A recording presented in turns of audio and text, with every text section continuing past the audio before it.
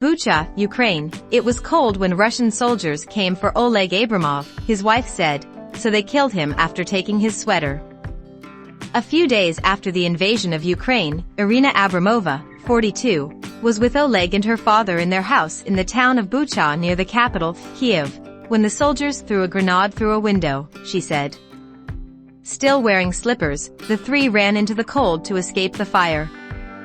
They made him take his sweater off. Then they put him on his knees and shot him in the head, Abramova told NBC News as she stood in front of her home in the now devastated town. Half of his head was gone. I went on the street and blood was still pumping from his head. NBC News could not independently confirm Abramova's account, but it echoes similar stories from survivors and eyewitnesses in Bucha who told NBC News of arbitrary killings, intimidation, and looting at the hands of the Russian soldiers. I started to shout, "Kill me, too," Abramova said as she clasped her hands to her chest. Because of sniper fire and Russian troops patrolling the streets, she was unable to collect Oleg's body for a month, she said, but it has now been taken away by Ukrainian authorities. She is hoping to retrieve it for a proper burial. Oleg's blood still stained the pavement outside his home as his wife recounted his death. Abramova showed photographs of her husband on her phone. In one of them, Abramov is wearing an orange construction hat and yellow vest and holding a cat. He really liked cats, Abramova said, swiping through the photos. Her husband was a welder and they lived a good life, Abramova said. He never served in the military or held a gun. She said she thinks the Russian troops killed her husband to scare others in Bucha into submission. Ukrainian forces regained control of the town on April 2, but for 5 weeks Russian soldiers occupied Bucha and destroyed much of it. Driving around the town, NBC News saw damaged or destroyed houses, mangled cars and fresh graves in people's backyards.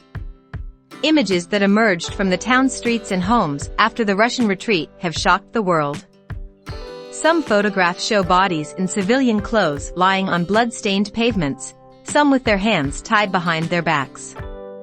Ukrainian officials estimate hundreds of civilians were killed in Bucha, and they accuse Moscow of committing war crimes there. Russia denies it targeted the town's civilians, saying Ukraine staged the alleged atrocities to discredit its army.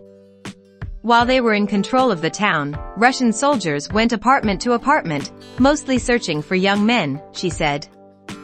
They were breaking open doors with axes and sledgehammers, said Valentina, 67, who spoke on the condition that her last name not be used. Valentina says she and her friend buried 4 people here. 2 were neighbors whom she knew for 30 years. She did not know who the other 2 were, but buried them anyway. All 4 were killed by Russian troops, she said. She doesn't know why. NBC News could not confirm how the 4 people died.